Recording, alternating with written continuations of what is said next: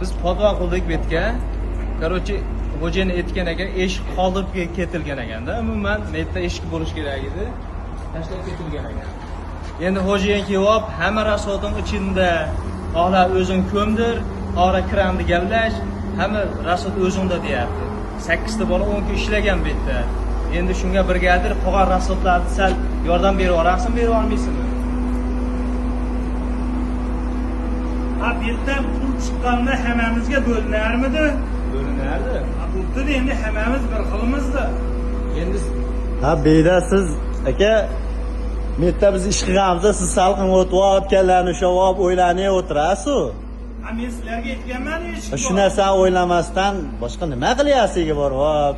Ha, sizlarga boshida eshik bor men yerda deb chizib berib ketganman. Ha, boshimizda turib yetib turishingiz kerak-ku. Ha, endi men 3 kun yo'q edim bu yerda kuyganlarim. Men qaydan bilaman apalabdan yechgandan keyin ko'rmayapsiz-ku. Endi biz ham tezlik qilib eshik hayolda yo'q kuyib ketilaverganda bu.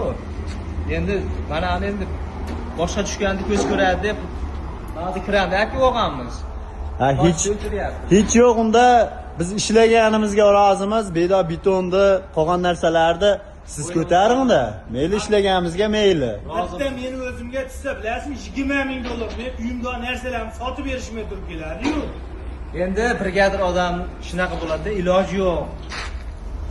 Endi Masalan, hozir- bo'lmasa men o'tirib, men yerda eshik bor deb aytganda, biz shuni eshitib qo'yib ketardik. Endi kommentda o'zlar bir yozinglar. Nima qilishimiz mumkin? Mana Brigadirda endi ya bizdan